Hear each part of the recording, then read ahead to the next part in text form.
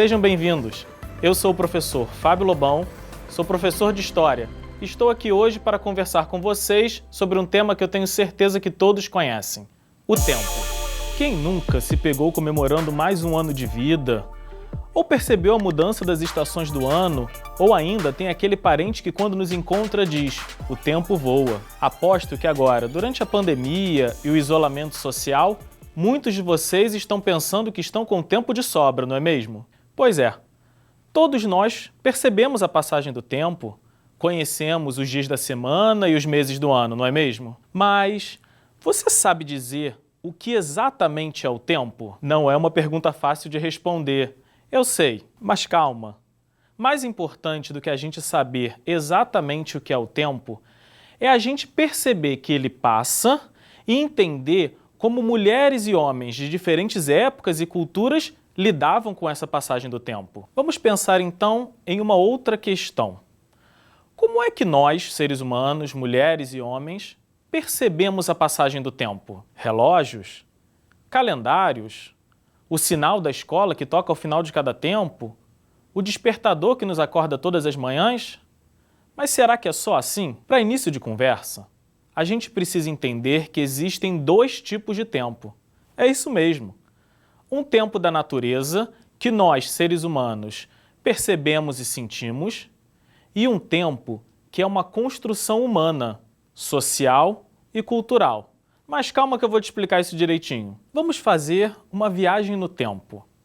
Imagine que nós estamos agora há milhares de anos, lá no passado, na época em que homens e mulheres ainda viviam nas cavernas. Eles não tinham relógios, calendários, muito menos aparelhos de celular. Mas será que eles não percebiam a passagem do tempo? Bom, certamente eles observavam o dia e a noite, as diferentes estações do ano, épocas de frutas e plantas, hábitos de animais e até o envelhecimento das pessoas. Esse é o tempo da natureza, baseado em fenômenos naturais que o ser humano não controla. Por exemplo, o dia e a noite são frutos do movimento de rotação da Terra, o movimento em que a Terra faz ao redor dela mesma. Já as estações do ano são decorrentes de um outro movimento do nosso planeta, o de translação, que ele faz ao redor da nossa estrela, o Sol. Agora, nós, os seres humanos, temos as nossas formas de sentir essa passagem do tempo e de organizá-la. Você já parou para perceber que quando nós estamos fazendo uma coisa muito divertida ou que a gente gosta muito, o tempo voa, a gente nem sente ele passar? Mas, ao contrário, quando estamos fazendo uma coisa de que não gostamos, ou estamos em casa entediados, parece que ele se arrasta. Pois é, esse é o tempo humano. Existe uma outra forma que os seres humanos utilizam para organizar o tempo. É o chamado tempo histórico. É o tempo típico das narrativas da disciplina História, com início, meio e fim, e que se preocupa com permanências e mudanças e com a duração dos eventos humanos. Agora, nós também podemos pensar em uma outra maneira que os seres humanos utilizam para organizar o tempo, através da construção de ferramentas ou instrumentos que cada cultura constrói a partir daquilo que é importante para ela. Por isso, essa forma de tempo é chamada de tempo cultural, que pode ser contado e medido, por exemplo, através dos relógios. Esse mesmo que a gente usa no pulso, consulta no celular ou coloca na parede de nossas casas. Uma curiosidade: você sabe quando os relógios foram inventados? Até o século XIV, que se inicia no ano de 1301, eles não existiam. Não havia uma máquina capaz de contar os segundos, minutos e horas. Mas existem outras maneiras de a gente organizar o tempo. Bom, vamos dar uma olhada em um objeto que eu trouxe para vocês? Olhem, o que ele parece para vocês? Essa tabuleta de madeira colorida era a forma como povos antigos da região do México organizavam as suas atividades no ano. É um calendário. Vejam que ele é redondo. Isso porque, para esses povos, o tempo era circular.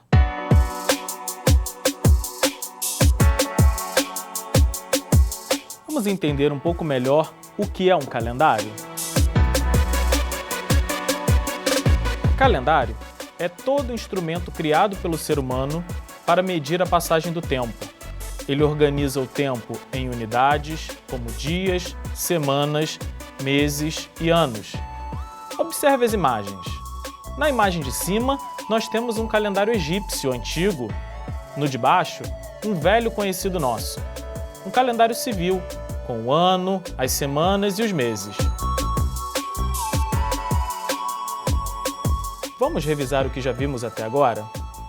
Nós vimos que existem dois tipos de tempo: o tempo da natureza e o tempo dos seres humanos. O tempo da natureza é o tempo produzido pelo movimento do planeta Terra e que resulta, por exemplo, na duração do dia e da noite. Já o tempo dos seres humanos são os diversos modos de sentir a passagem do tempo que variam de pessoa para pessoa, os modos padronizados de contar e medir o tempo que são compartilhados por um grupo social e o tempo produzido pelas narrativas históricas. Mas, afinal, por que é que cada cultura cria suas próprias ferramentas para medir o tempo? Por que é que todos nós não podemos usar o mesmo calendário, por exemplo? Essa é uma pergunta importante. O tempo, como acabamos de ver, é um fenômeno natural e que os seres humanos o percebem de maneiras diferentes. O mesmo acontece com as culturas. Cada povo, cada cultura, percebe a passagem do tempo a partir de eventos que são importantes para ela. Vou dar um exemplo.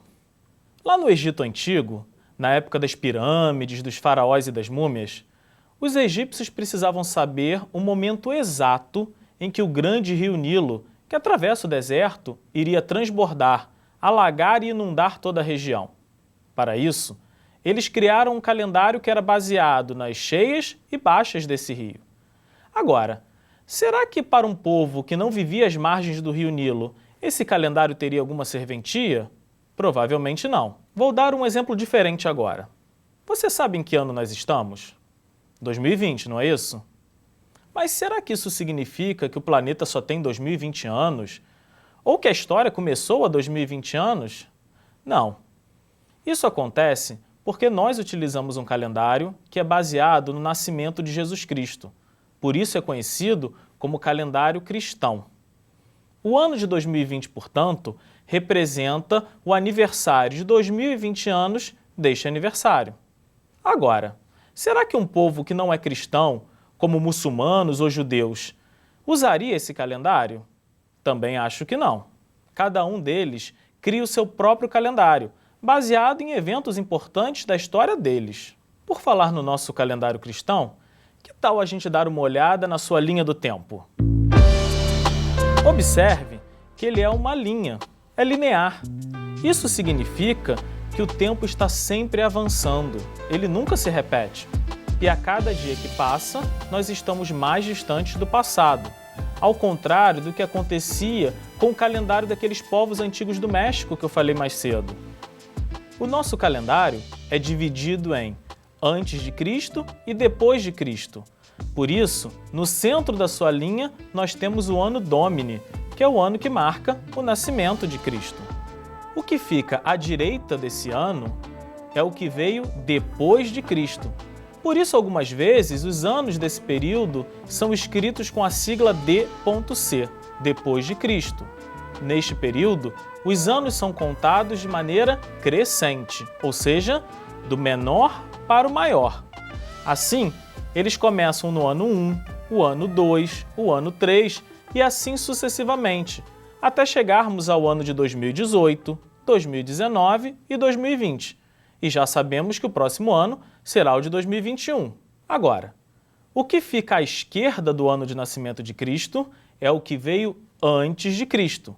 E os anos desse período são sempre escritos com a sigla A.C, antes de Cristo. Ali, os anos são contados de maneira decrescente, do maior para o menor, em direção ao ano do nascimento de Cristo.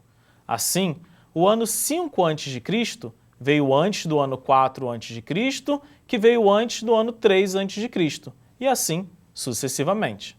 Muito bem. Agora eu acho que você já tem muitas informações sobre o tempo, não é mesmo?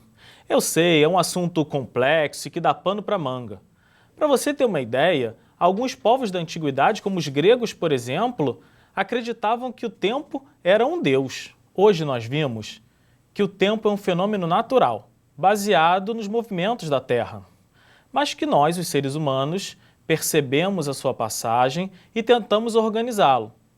Por exemplo, construindo calendários, que cada cultura faz a partir daquilo que é importante para ela. Nós, por exemplo, usamos o calendário cristão, que é dividido em antes e depois de Cristo. Agora que você já estudou isso tudo sobre o tempo, que tal ir ao seu material didático carioca, um livro didático até mesmo para a internet, e pesquisar sobre outros calendários que a humanidade criou? Tente descobrir que povos criaram, quando e no que eles eram baseados. E escreva tudo em seu caderno. Eu tenho ainda um desafio para você. Que tal a gente usar a nossa criatividade e tentar fazer um desenho que represente o tempo? Será que você é capaz? Tenho certeza que sim. Então pegue papel, lápis e caneta e mãos à obra. Faça um desenho daquilo que para você simboliza o tempo. Eu gostaria de deixar uma indicação de filme para vocês. Chama-se A Roda, de 2003. É um curta-metragem de animação alemão que tem dois personagens principais que são duas pedras. Isso mesmo. É um filme excelente para a gente refletir sobre as diferenças do tempo da humanidade e o tempo da natureza. Bom, o nosso tempo aqui terminou. Agradeço pela atenção. Bons estudos e até a próxima!